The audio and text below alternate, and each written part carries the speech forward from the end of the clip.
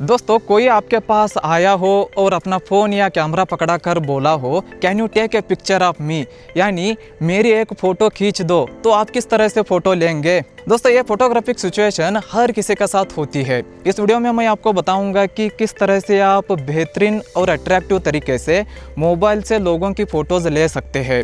इस फोटोग्राफी को portrait photography कहते हैं। इस वीडियो में हम डिटेल में समझेंगे कि किस तरह से फ्रेमिंग करना होता है, कौन सा कंपोजिशन यूज़ करना होता है और आप लाइटिंग का ध्यान किस तरह से रख सकते हैं। मैं हूँ श्रीकांत, आप देख रहे हैं roaring film school. Let's begin.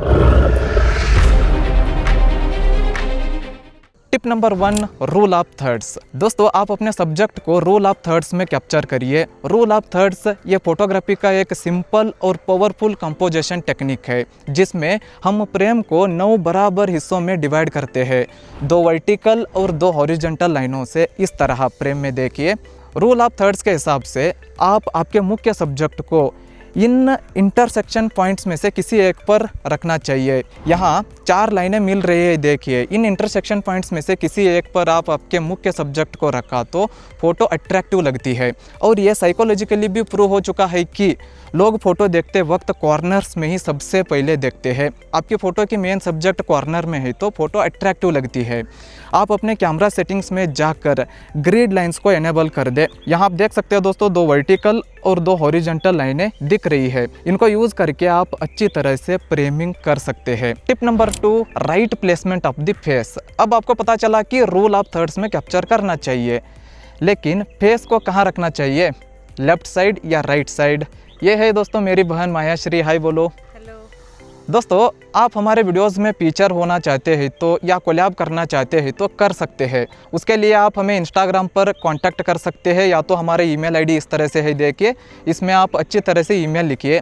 आप मॉडल है तो या टैलेंट है तो हमारे साथ कोलैबोरेशन कर सकते हैं। हमारा ऑफिस पुणे और गोवा में है दोस्तों, आप यहाँ आकर हमारे साथ काम कर सकते हैं। अब मैं प्रैक्टिकली दिखाता हूँ दोस्तों। अब मैं वर्टिकली फ़ोटो ले रहा हूँ, आप देख सकते हैं। ये ऊपर का एक हॉरिजॉन्टल लाइन है ना दोस्तों, इसको आई के बराबर रखिए।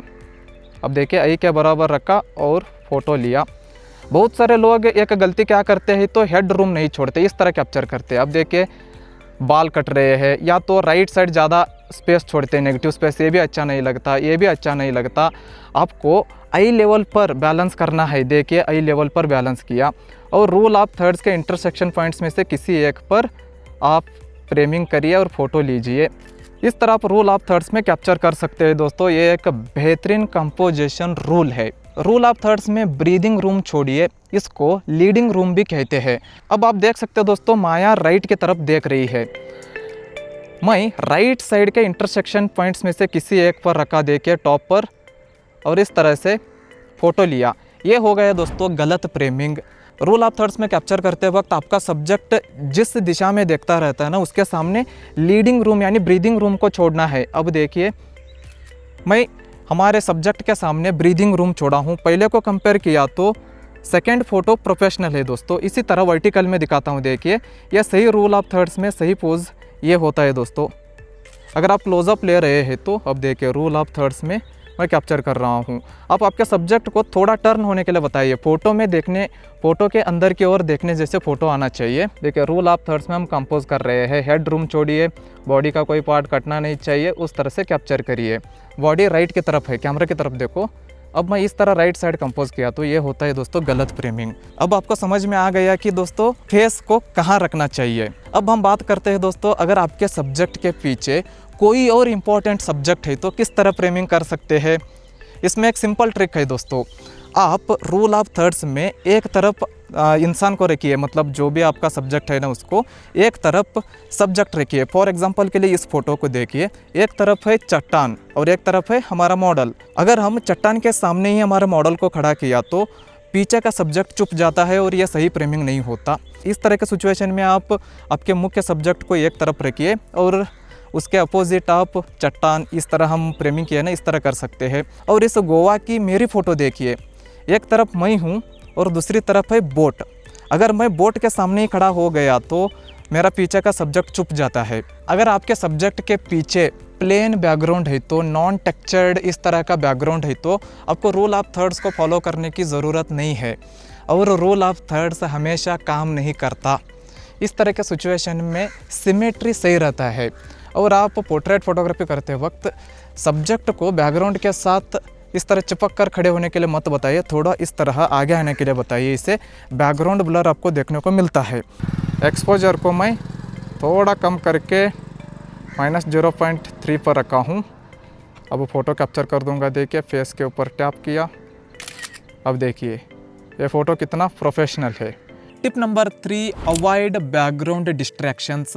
आप फ़ोटो लेते वक्त आपके सब्जेक्ट के पीछे देखिए, कोई डिस्ट्रैक्शन है तो उसे अवॉइड करिए। अनवांटेड लोग आ रहे हैं तो 1-2 मिनट तक रुकिए, वे जाने के बाद फ़ोटो लीजिए। अगर आपके सब्जेक्ट के पीछे वायर, लाइट की खंभे या कोई डिस्ट्रैक्शन है तो उस तरह के चीज़ों को अवॉइड करिए, थोड़ा अलग फ्रेम से चेक करिए। ये होता है सही फ्रेमिंग और ये होता है गलत फ्रेमिंग। आप क्रिएटिव शॉट ले रहे हैं तो इस तरह देखिए, मेरी टोपी के ऊपर ही पेड़ जा रहा है ना, इस तरह शूट कर सकते हैं, इसमें कोई गलती नहीं है। बट लोगों की फ़ोटोज़ को आप अच्छी तरह से कैप्चर करना चाहते हैं तो आपके मुख्य सब्जेक्ट के पीछे कोई डिस्ट्रैक्शन नहीं रहना चाहिए। लोग अच्छी फ़ोटोज़ लेने के लिए गार्डन में या कोई बेहतरीन प्लेस में तो जाते हैं, लेकिन हड़बड़ी में क्या करते हैं कि गलत तरीके से फ़ोटो लेते हैं। फॉर एग्ज़ाम्पल माया इधर पोज दे रही है और मैं इस तरह से कैमरा की तरफ देखो फ़ोटो ले रहा हूँ, हम तुरंत इस तरह फ़ोटो लेते हैं। लेकिन दोस्तों आप इस फ़ोटो को देख सकते हैं तो सर के पीछे से ही लाइट का खंभा जा रहा है, दिख रहा है। देखिए ये बहुत ही अनप्रोफेशनल फ़ोटो है दोस्तों, इस तरह के फ़ोटोज़ को आपको अवॉइड करने का है। Tip number 4, use portrait mode. आप पोर्ट्रेट मोड को यूज़ करके DSLR जैसे प्रोफेशनल लुकिंग बैकग्राउंड ब्लर के साथ फ़ोटोज़ ले सकते हैं। हर तरह के फ़ोन में दोस्तों आज के समय में पोर्ट्रेट मोड डेडिकेटेड मिलता है। मेरे पास आईफोन है दोस्तों, मैं आईफोन से दिखाता हूँ। आप कैमरा आप खोलिए, यहाँ फ़ोटो मोड है, देखिए यहाँ से मैं पोर्ट्रेट मोड को स्विच किया। पोर्ट्रेट मोड में क्या होता है कि camera background blur effect add कर देता है, इससे फ़ोटो प्रोफेशनल लगता है। पोर्ट्रेट मोड कब यूज़ करना चाहिए कि आप लोगों की फ़ोटो ले रहे हैं तो यूज़ कर सकते हैं और बैकग्राउंड में ऐसा कुछ खास नहीं रहता, आप उसको ब्लर करना चाहते हैं तो पोर्ट्रेट मोड में कैप्चर करिए। मैं पोर्ट्रेट मोड को ओपन किया और लेंस को मैं 2x को सेलेक्ट किया।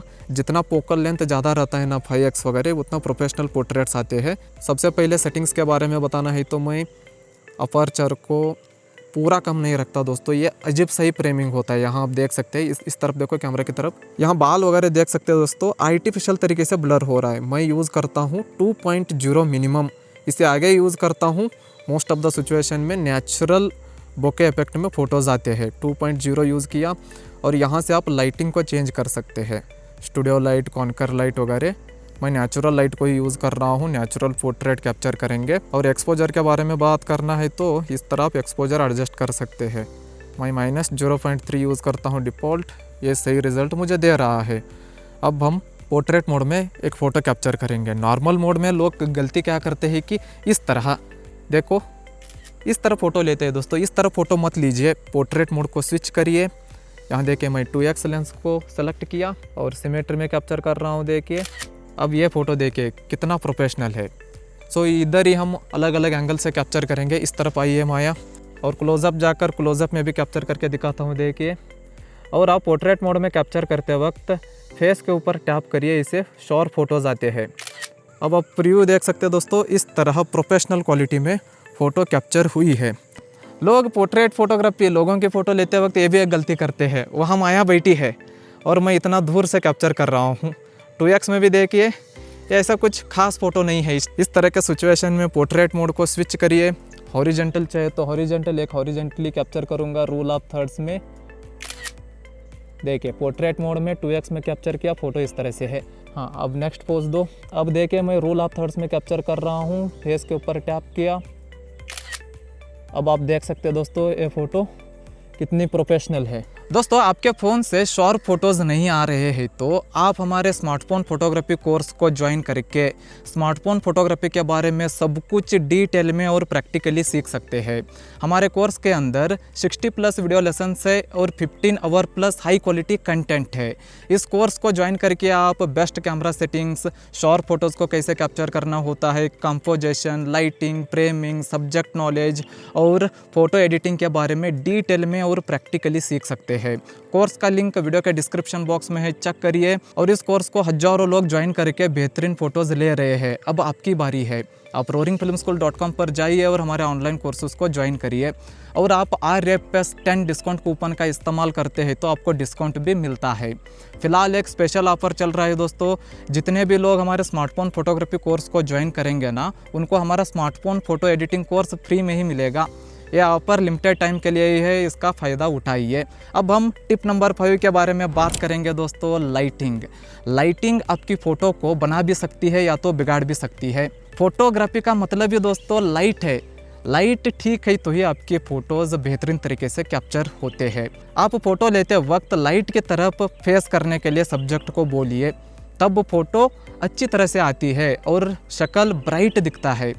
आप सन को एज ए बैक लाइट के रूप में यूज़ किया तो शक्ल डार्क दिखता है। एक प्रैक्टिकली एग्जांपल के साथ बताता हूँ। माया जी इस तरफ आइए, मैं पोर्ट्रेट मोड को ही यूज़ करके बताता हूँ, इधर खड़ा हो जाइए। अब देखिए दोस्तों, लोकेशन अच्छी है, सब कुछ ठीक है, बट सब्जेक्ट के पीछे सन है। मैं पोर्ट्रेट मोड में फ़ोटो ले रहा हूँ, फ़ोटो डार्क है। देखिए दोस्तों, शक्ल के ऊपर ग्लो नहीं है। इस तरह के सिचुएशन में आप लाइट की तरफ फेस करने के लिए बताइए।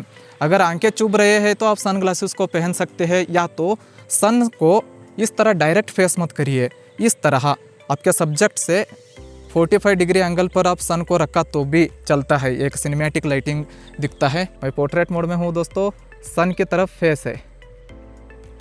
अब फ़ोटो कितना प्रोफेशनल लग रही है।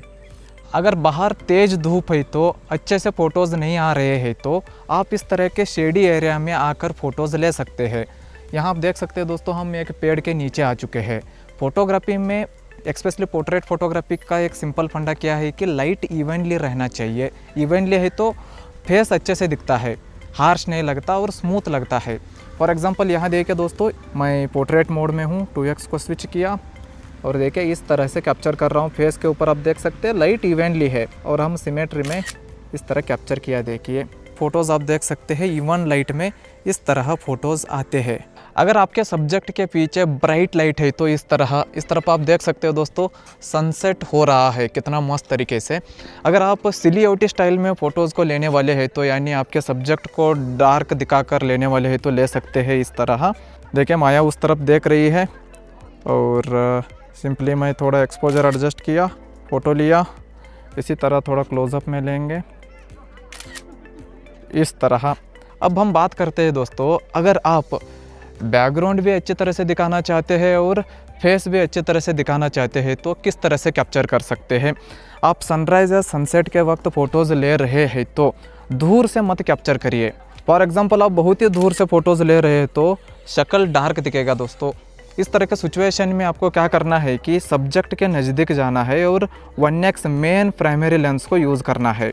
अब देखिए मैं रूल ऑफ थर्ड्स में एक फ्रेम में माया को फ्रेम किया हूँ और एक फ्रेम में सूर्यदेव है और आप एक्सपोजर इस तरह एडजस्ट कर सकते हैं। आप सूरज को ब्लो मत करिए, एक्सपोजर सही रखिए। अब देखिए पहली फ़ोटो को कंपेयर किया तो ये फ़ोटो अच्छा है। और बहुत सारे लोग एक और गलती क्या करते हैं कि मैं अब हॉरिजेंटली दिखाता हूँ, डार्क एरियाज़ को एक्सपोज करते हैं इस तरह मत करिए। अब देखिए सन ब्लो हो गया। इस तरह के सिचुएशन में सन भी एक्सपोज होना चाहिए और सब्जेक्ट भी। सब्जेक्ट के ऊपर टैप करें या तो ऊपर करके नीचे करिए, ऑटोमेटिकली कैमरा एडजस्ट कर देता है। अब देखिए इस तरह फ़ोटो आ चुकी है। इसी तरह सेम पोर्ट्रेट मोड में भी दोस्तों आप फ़ोटो कैप्चर कर सकते हैं। अब देखिए मैं 2x में हूँ, क्लोज़अप में कैप्चर करेंगे। सनसेट के वक्त फ़ोटोज़ ले रहे हैं तो आप सब्जेक्ट के नज़दीक जाइए, शक्ल ऑटोमेटिकली ब्राइट हो जाता है। अगर आपको सिलियोटी स्टाइल में फ़ोटोज़ चाहिए तो आप एक्सपोजर को कम करिए। इस तरह आप बेहतरीन पोर्ट्रेट्स ले सकते हैं दोस्तों। लेकिन सवाल मेरा क्या है कि अब मैं माया को पूछता हूँ, बहुत सारे लड़कियों को और कुछ लोगों को फ़ोटोज़ कितनी भी अच्छी तरह से खींच दो फिर भी कुछ ना कुछ कमी लगती है, क्यों? क्योंकि वो लोग पहले ही पोज को देखकर नहीं आए होते। इधर आके कितना भी पोज दिया तो क्या वेस्ट ही है ना। एडवांस एक रेफरेंस लेकर आओ, उसके हिसाब से आप पोज लो। फिर फ़ोटो ज़बरदस्त आते। ऐसा ही करके मैं मेरा इंस्टाग्राम अकाउंट में हज़ारों लाखों लोगों को फॉलोअर्स को ली हूँ। माया क्या बता रही है कि फोटोग्राफी के लिए बाहर निकलने से पहले ही इंटरनेट पर रिसर्च करिए, बेस्ट फ़ोटोज़ का एक रेफरेंस रखिए। ऑलरेडी आपके पास एक रेफरेंस है तो उसी तरह आप बेहतरीन तरीके से कैप्चर कर सकते हैं। हम इन्हीं ट्रिक्स को फॉलो करके दोस्तों इंस्टाग्राम पर ग्रो कर चुके हैं। माया श्री को 1,50,000 से भी ज़्यादा फॉलोअर्स है दोस्तों। मोस्ट ऑफ द इसमें पोस्ट्स फ़ोटोज़ ही है, आप विजिट करके देख सकते हैं, लिंक डिस्क्रिप्शन बॉक्स में है। अगले वीडियो में फिर मिलते हैं। वीडियो देखने के लिए आपका बहुत बहुत धन्यवाद।